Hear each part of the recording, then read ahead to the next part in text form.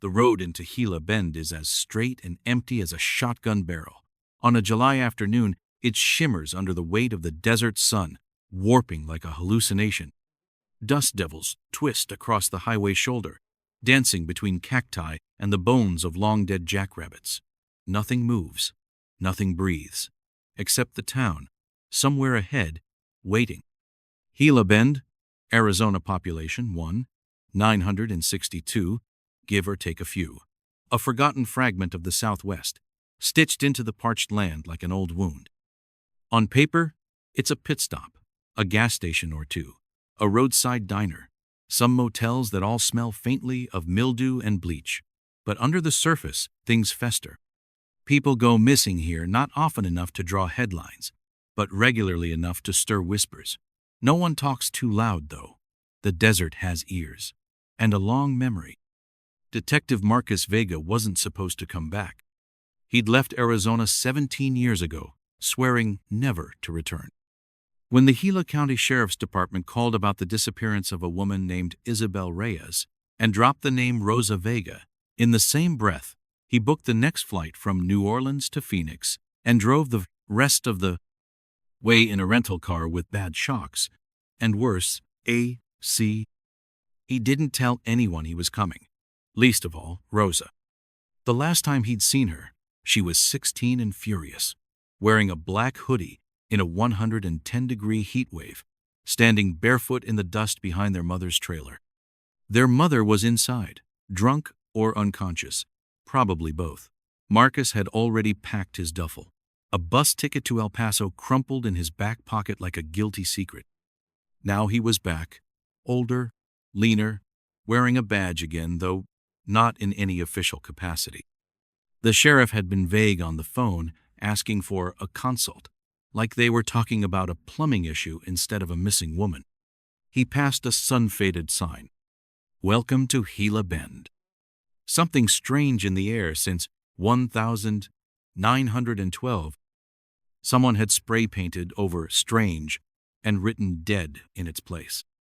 Sheriff Luisa Cordero was waiting on the steps of the municipal building, squinting into the sun. She was tall, stoic, with a face carved out of resolve and time.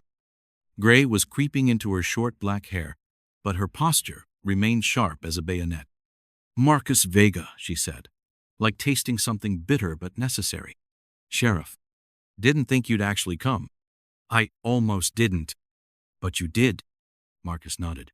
"You said the Reyes girl is missing?" Isabel Reyes, 26, bartender at El Nido, the bar on Route 86. Didn't show up for her shift 3 nights ago. Didn't call, didn't text. Her roommate filed a report. "Thing is," she paused, "she's Rosa's friend. Close friend. Roommates, actually." Something in Marcus's chest twisted. "I haven't spoken to Rosa in over a decade." "She's still here," Luisa said. "Never left Gila Bend. Works at the clinic, part-time. Lives in the same trailer park." Marcus swallowed dry air. "And no signs of violence?" "None that we can see. Her phone's dead. Credit cards haven't been used. Car's still in the lot behind the bar. It's like she vanished mid-step." "Anyone else go missing recently?" Luisa gave him a long look. "In the last year, 2 other women. Both young. Both locals. One was found a week later wandering in the desert. No memory of how she got there. The other," her voice dropped, "still gone." "And you think they're connected?" Luisa hesitated. "I don't think. I know." They drove to the Reyes residence, a squat beige trailer on the eastern edge of town, skirted with chicken wire and overgrown weeds. Rosa answered the door before they knocked, as if she'd been waiting. Her face had aged. Of course, time never skips, but her eyes were the same. Deep brown, unreadable, angry at something she hadn't yet named. She wore a simple tank top, jeans, a red bandana tied around her wrist like a tourniquet. "Marcus," she said, her voice flat. "Rosa." She let him in, not warmly, but not coldly either. The interior was clean but bare, a couch with a crochet blanket, a fan ticking in the corner. On the table, a single photograph in a cracked frame. Rosa and Isabel, arms slung around each other, grinning into the sun. "She didn't run away," Rosa said before anyone could speak. She wouldn't leave without telling me. What do you remember about the day she vanished? Marcus asked gently. She worked a double at El Nido. I dropped her off. She kissed me goodbye. Rosa looked at the photo. She never came home. Anything strange before that? Threats? People watching her? Rosa looked away. Maybe. Maybe? She said something a few days before, that she saw something out in the desert, behind the bar. Something she couldn't explain. What was it? She didn't say, just that it was wrong. Like something pretending to be human, but not quite getting it right. Silence. Even the fan seemed to pause. Louisa cleared her throat. This is why I called you, Marcus. People around here say things sometimes. About the desert. About the lights. What lights? At night. Pale blue. Flickering. Some say they're drones. Others say it's just swamp gas or moonshine paranoia. And what do you say? I say people don't just disappear. And they don't come back without their memories, unless something real happened. That night, Marcus parked outside El Nido. The bar was a low-slung stucco building with a rusted neon sign. Inside, it smelled of beer, bleach, and lime wedges. Locals hunched over the bar like shadows. A jukebox muttered old country songs from a dusty corner. Marcus questioned the bartender, a middle-aged woman with eyes like flint. She left her shift around 11:30, she said. Said she was stepping out back for a smoke. Never came back in. Did anyone follow her? The woman frowned. Maybe. There was a guy here sitting alone. White baseball cap. Didn't talk much. Paid cash.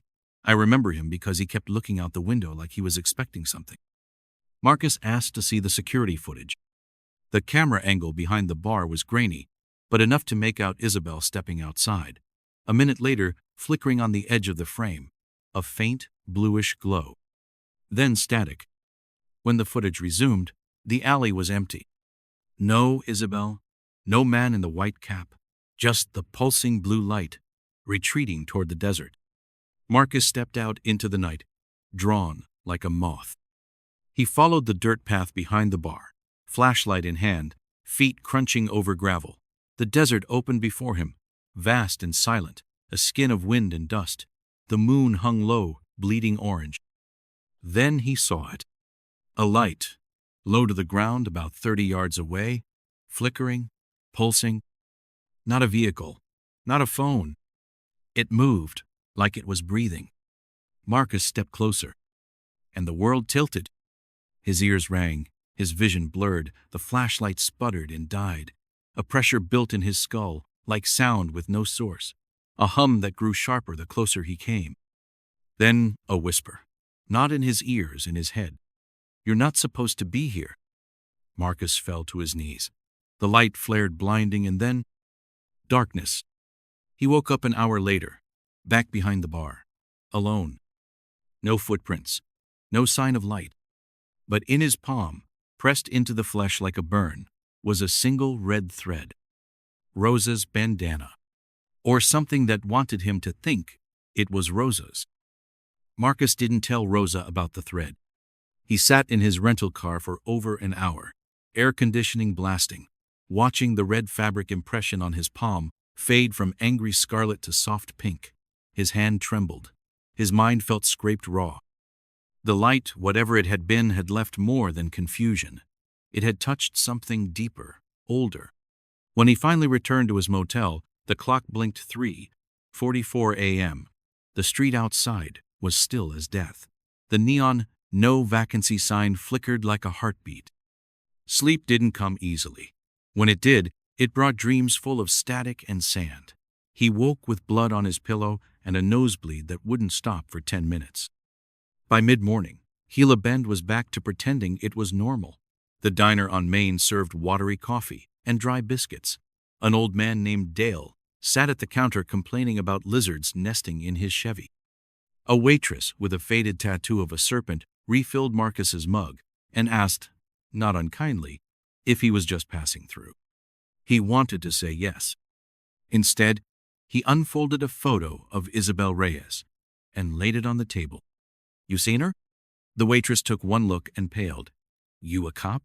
Private investigator. Consulting for Sheriff Cordero. She looked around, then leaned in. I saw her.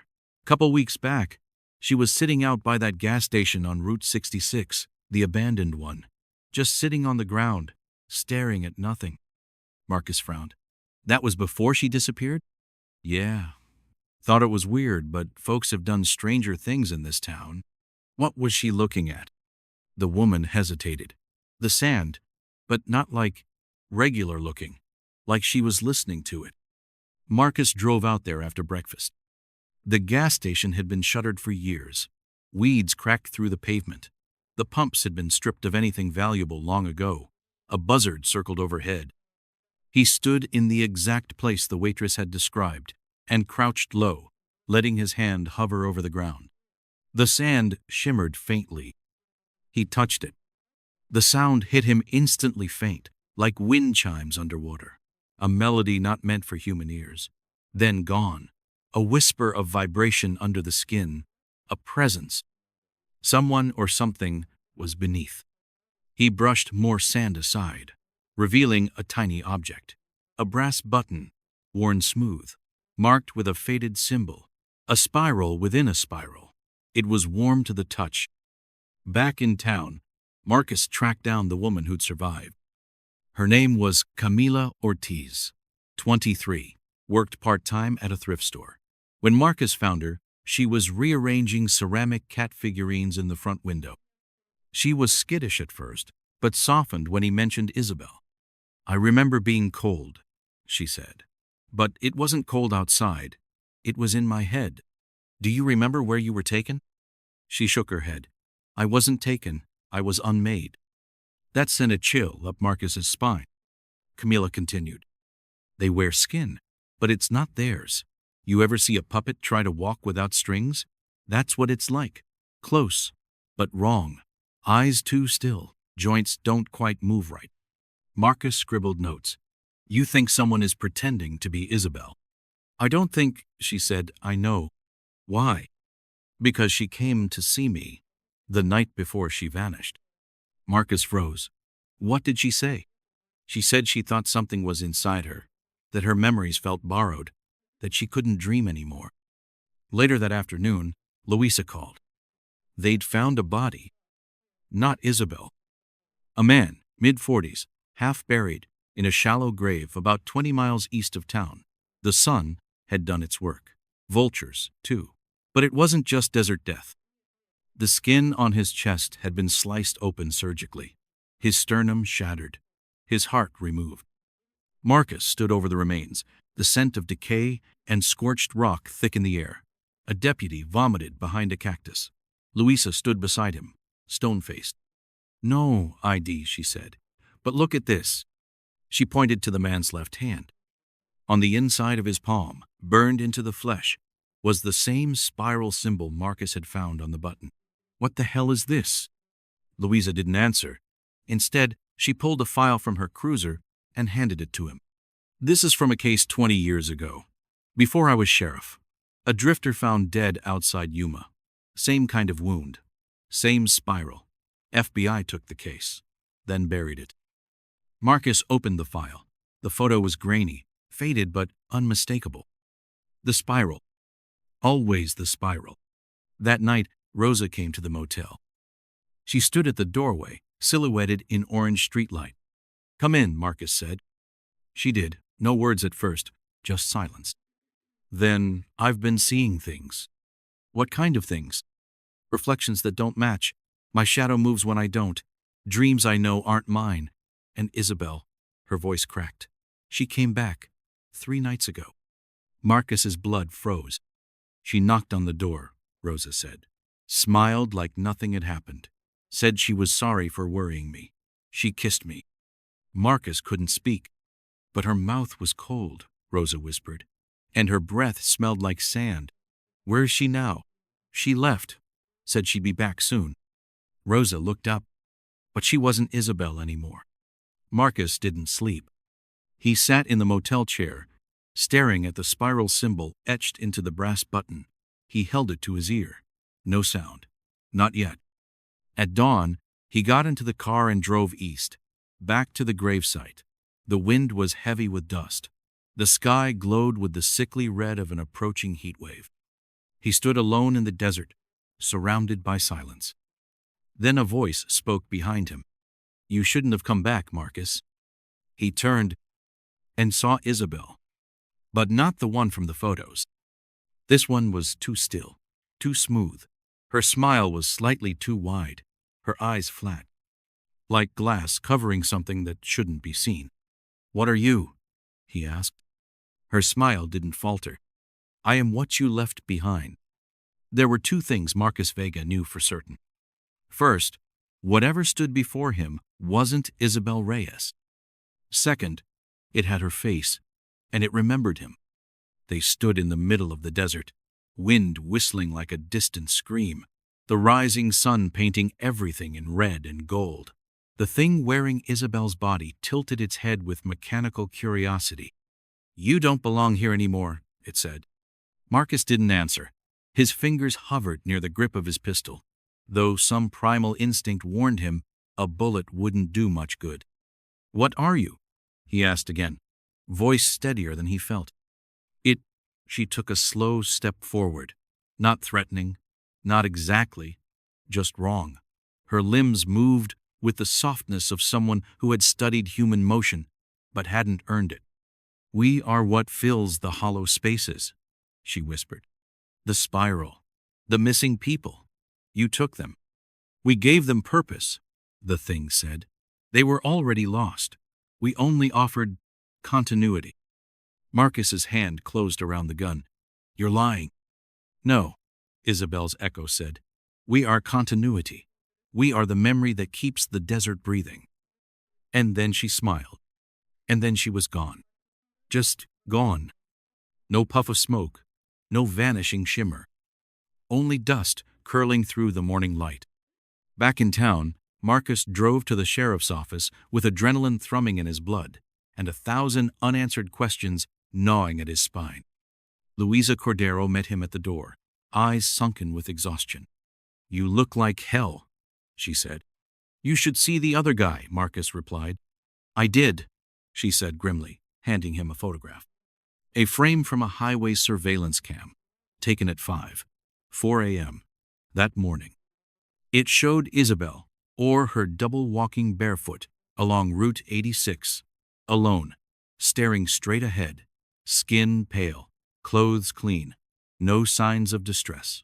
Except one thing. "She doesn't cast a shadow," Luisa said. Marcus stared at the photo. He hadn't noticed, but there it was, the long gray outline of the fence behind her, the sharp-edged silhouettes of cars and signposts, and nothing beneath her feet. Not even a blur. "Rosa said she came back to her trailer," he muttered.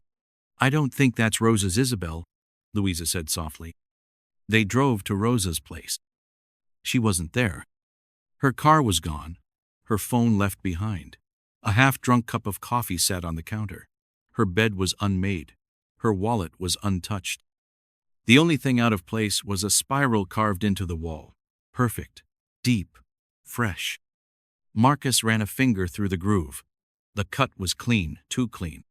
"Did she carve this herself?" he asked aloud. Luisa didn't answer. Because that's when they heard it, a hum, low, inhuman, coming from the floor. Marcus dropped to his knees, pressed his ear against the trailer's cheap linoleum. The hum rose, vibrating in his teeth. Faint at first, then clearer like chanting, but not in any language he knew. And beneath it all, another voice. "Marcus." He stumbled back, heart hammering. "She's underground." Luisa nodded slowly. "I think they all are." That night, they returned to the desert. They weren't alone.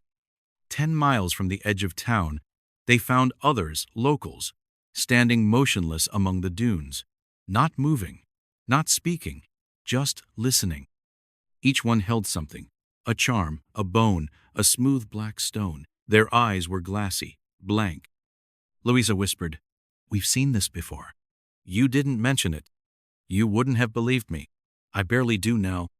As they approached, one of the figures turned a young boy, maybe 15, face slack. His mouth opened slowly, and from it came a voice that wasn't his. Your blood remembers. Your skin remembers. The spiral remembers you. Then he collapsed. Marcus and Louisa dragged the boy into the truck, and as the others faded into the night like ghosts, they sped back to town. They took him to the clinic, now eerily empty. The boy, whose name was Elias, awoke screaming. They're not people, he cried. They wear the skin, they borrow the names, but they're not real. Not anymore. Where's Rosa? Marcus demanded. Elias looked at him, eyes full of dust and madness. She went below. Where? Elias reached into his pocket and pulled out a dirty scrap of cloth. On it, scrawled in shaky pen, La Boca del Viento. The mouth of the wind. Marcus knew that place. He'd gone there once as a kid, a deep canyon west of town, carved by some ancient geological tantrum. Locals said it whistled at night, a sound like breathing. Or screaming. At sunrise, they drove there. The mouth of the wind was real, a jagged gash in the earth, 200 feet deep, rimmed with black stone and skeletal trees. A staircase of rusted metal spiraled down one wall built decades ago by miners, long since abandoned. The air was hot. Still, the only sound was the hum of insects and the buzz of something else. Marcus led the way, flashlight drawn, gun holstered. Louisa followed, shotgun slung over her shoulder.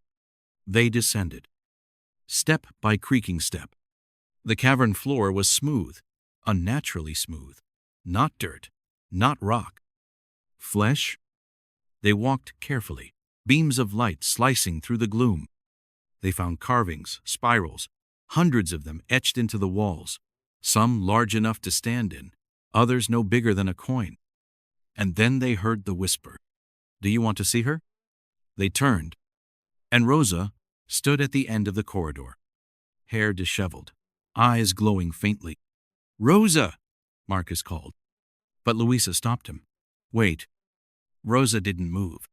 She opened her mouth, and another voice came out. She is the key. She opened the door for us. The desert has bled, and she is the wound.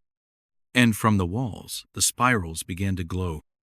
Pale blue, pulsing, breathing. Marcus stepped forward.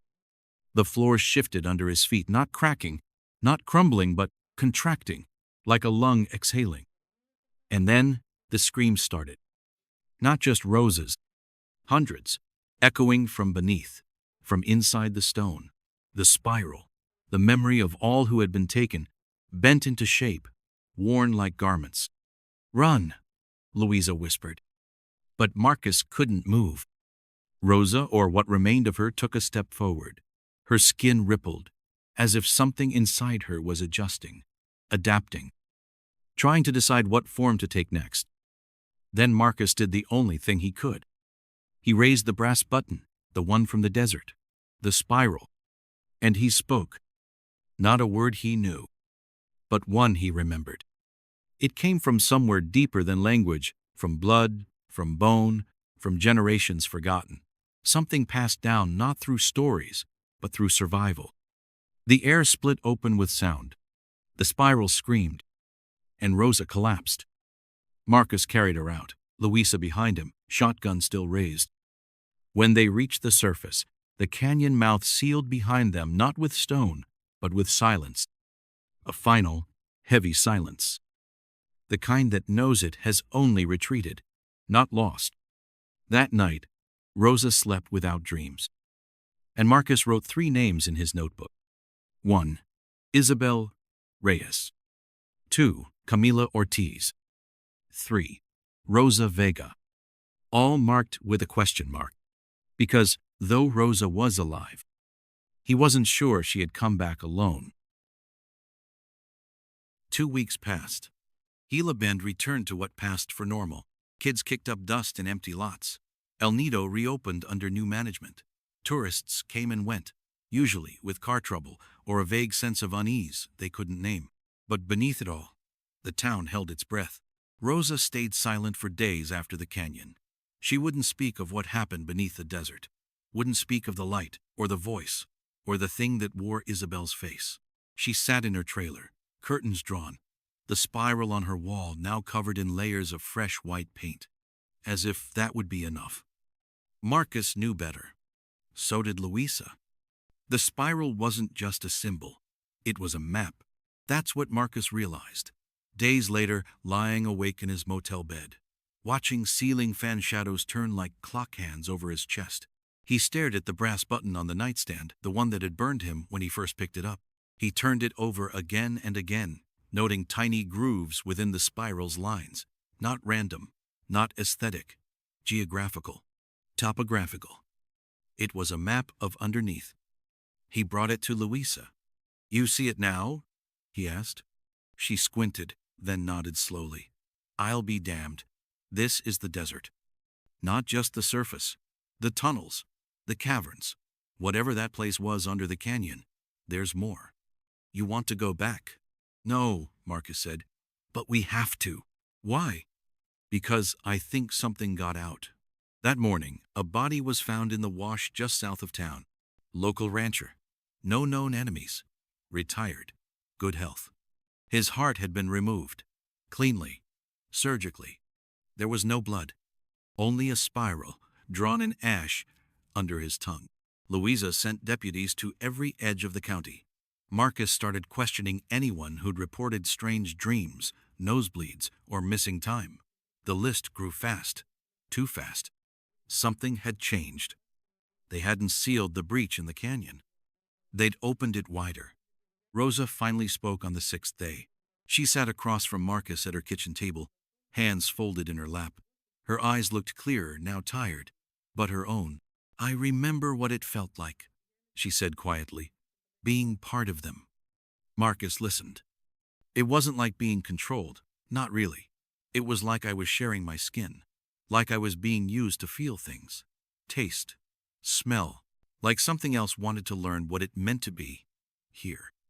"Are they still inside you?" he asked. "I don't think so." She paused. "But I remember what they are." Marcus leaned forward. "Tell me."